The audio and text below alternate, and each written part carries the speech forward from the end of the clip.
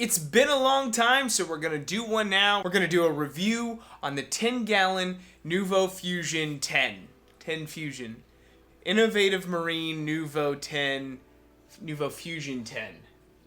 Something like that. We're going to do it. What's up, guys? Welcome back to RealReefingTV, where I help you save time, money, and frustration in the real reefing hobby. I'm Cody Grates, and if you're new to this channel, consider subscribing. There's new videos coming out all the time. Right now, we've got the epic build series with the Red Sea Reefer 525 XL that my buddy put together. So stay tuned on that, as well as tips and tricks and things you can do to help out with your reef. And I just basically share what's going on with mine so that I can help you save frustration and everything in the long run.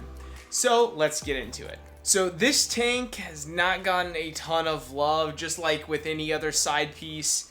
It just doesn't get all of the love like maybe the 300 does. But that doesn't mean that it doesn't deserve it. So we're going to give this thing a little bit of love today. The refugium is looking a little bit gnarly. It's got quite a bit of like kind of like a hair algae thing going on in there. Plus, some of the detritus is actually ending up settling in there. I had an issue in the back overflow, which I had to clean out. Unfortunately, I didn't have time to tape it, but I'll tell you a little bit more about what happened there and how I avoided that disaster. Finally, we've got some detritus settling on the in the back corner there, and then we're gonna go ahead and get the glass cleaned up. We're gonna get the refugium cleaned up and add a new piece of tech in this episode. So make sure you stay tuned to the end, find out exactly what's going on with this and what's going well with it too. We've got a couple of things that are really going well here. Now, the first thing this tank needs is a little bit of TLC. Let's get that done. Now, what I'm using here is just one of my old mag floats. I've had it for a long time. At one point, I wasn't using it, so I even used it as like a little like makeshift frag rack where I used some silicone to actually secure some egg crate to the top of it. So it's been used for multiple years. It's been doing great. I have no qualms with it, and the tension is perfect for this size of glass. This is the medium size. Oh, no, that's not product placement. That's just from my dinner. All right. And then when I'm done, I like to just hide it in the back. So now that everything is kind of stirred up, it's a great time to do a quick water change. Now, I like doing water changes with this tank because it's really simple. I just drain it out, and what I do is I actually take the pump that pumps the water for the auto top off, and I just throw it in the saltwater tank down here. And that way, when the water level drops inside of the tank, it actually pulls water. It's like, oh, I need more fresh water. I need to top off. So then it starts running that top off pump, and it's actually pulling it straight out of the salt water. So I'm adding the salt water right back into it. Super simple, super easy. Get her done. Okay, yeah, I just got down in the cabinet down here below where I have the 3 tanks set up for my auto top off / automatic water change system. So it has salt water, fresh water, and then the wastewater on the far left. And it is absolutely atrocious in there. I told you guys that this needed some TLC. This thing needs a lot of TLC. So what it needs to happen here is I'm going to pull the bench away where all the auto top off reservoirs, or all the reservoirs, are stored, and then we're just going to give them all a good clean rinse out in the bathtub. We're just going to dump them out. I don't care what's in them. Good, clean, fresh RO water. It looks nasty. It looks dirty. I'm going to get it cleaned out. And then what I'm going to do is tomorrow I'm going to go to Lowe's and I'm going to buy some glass. I'm going to have it cut to size, and I'm just going to get some glass and put it on there as a little top for it. And that way stuff can't get in there, because it is scary. Scary. Not even kidding you.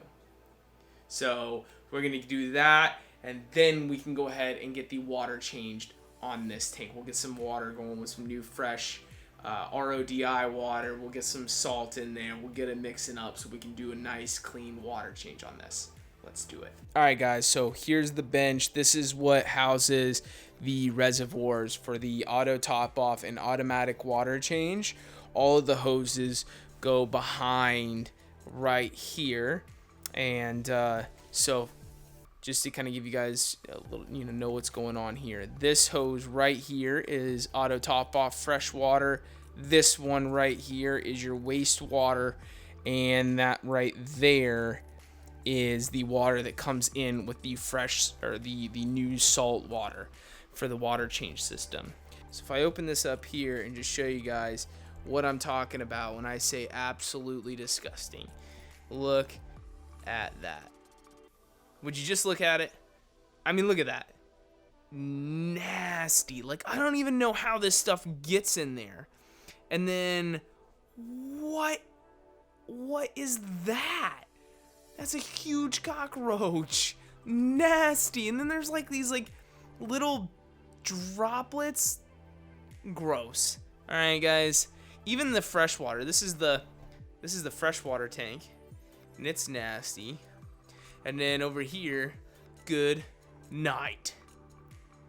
Don't ask me what the net's doing in there. I have kids. I don't know. But like, and the filter sock, like, I don't know. It's just, this kind of stuff happens over time. I apologize. So anyways, what we're going to do, we're going to get this stuff out of here. Okay, so watch how easy this is. What we're going to do is we're just going to pull this guy straight out, and then boom, the tanks are right there. So we'll get them cleaned out. Sorry guys, they're super disgusting. And then we'll be back. We'll fill them up with fresh water and get some salt running in one of them. And then get the power head hooked up, get the heater hooked up for the salt water. We'll get that mixing so that we can go ahead and do a water change.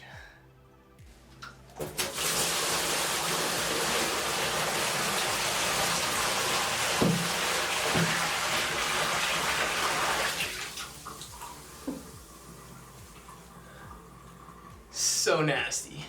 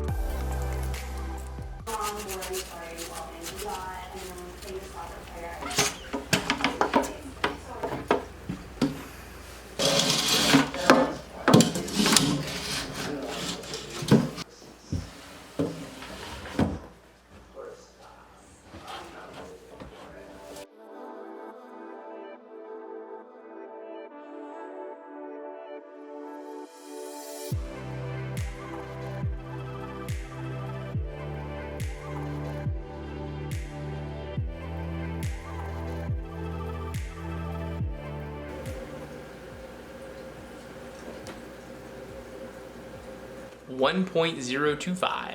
I'll take it. Okay, that was a lot of work. However, all 3 reservoirs are now sparkling clean, and they're back where they should be. Everything's hooked back up. The heater's hooked back up.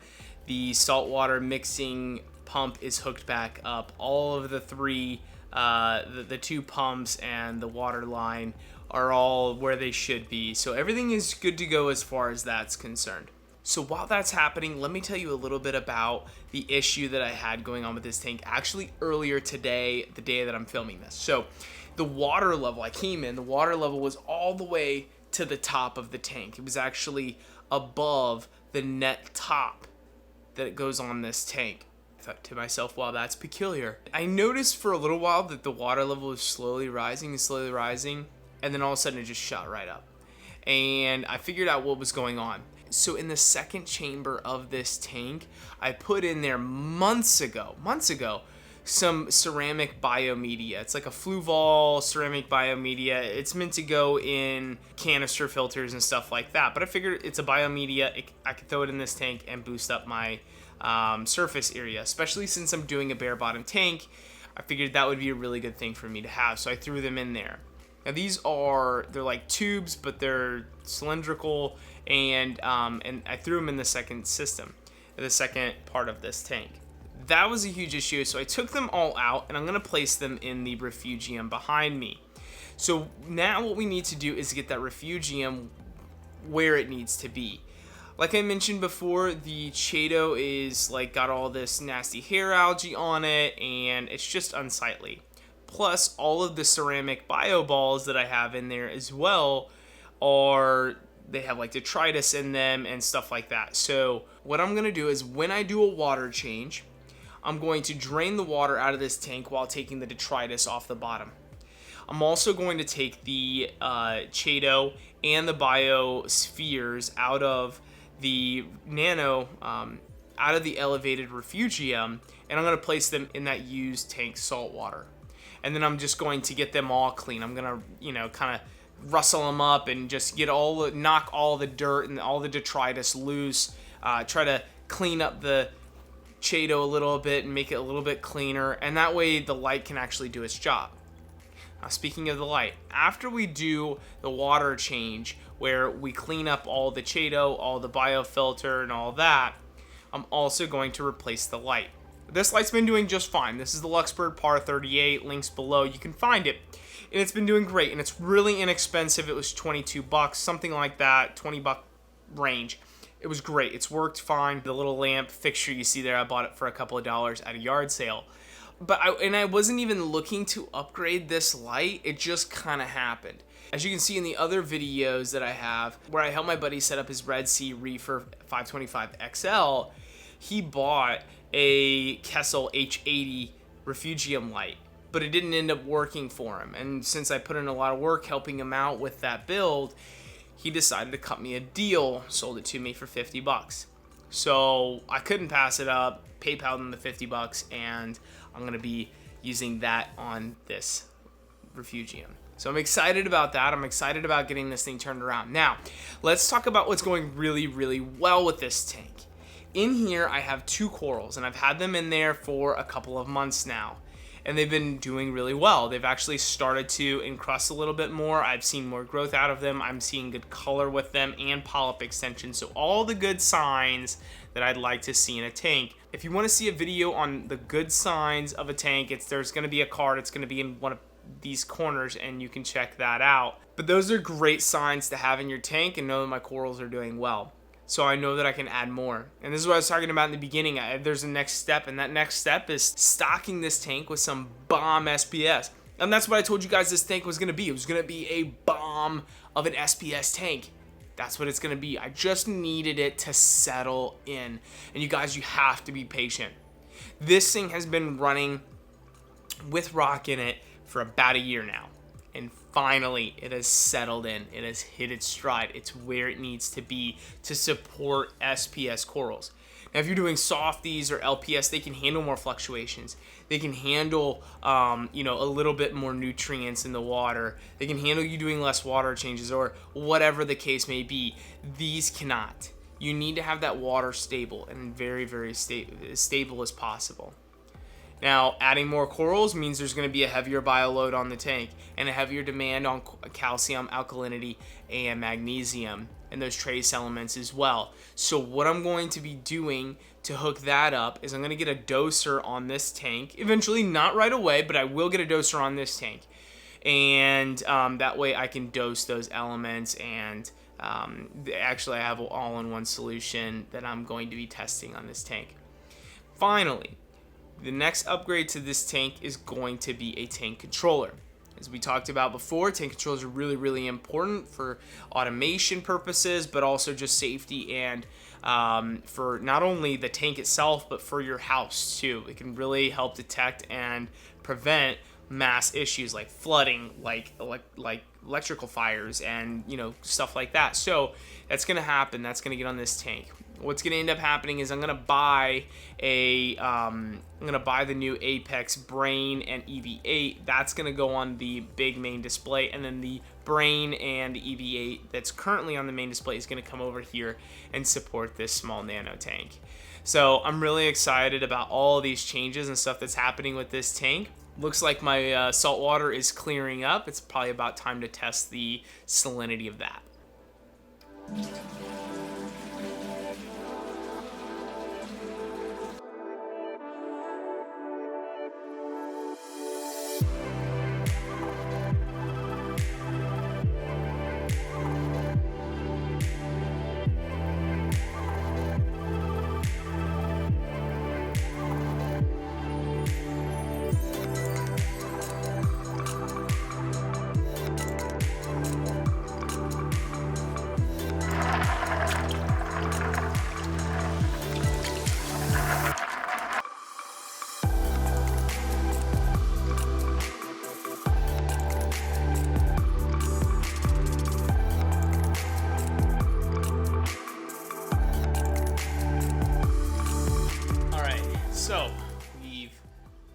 cleaned out the back, cleaned the detritus off the bottom of the tank. We cleaned out all of the bio spheres and the bio cylinders, if we want to call them that. We've cleaned out the Chaeto, we kind of pruned it back and just got a nice fist size ball of it. We've upgraded the light and done about a 7-gallon water change on this 10-gallon tank. So I'd say that's pretty accomplished for one night. That's what we're gonna call it. Stay tuned for more episodes of this 10-gallon build, where we're gonna place some more corals in this tank, and we'll talk about coral placement in your reef aquarium in future episodes. You can check out some videos right here, and you can hit that subscribe button if you haven't already done it. It's easy for you. All you gotta do is right there. I love you guys. I'm out. Later.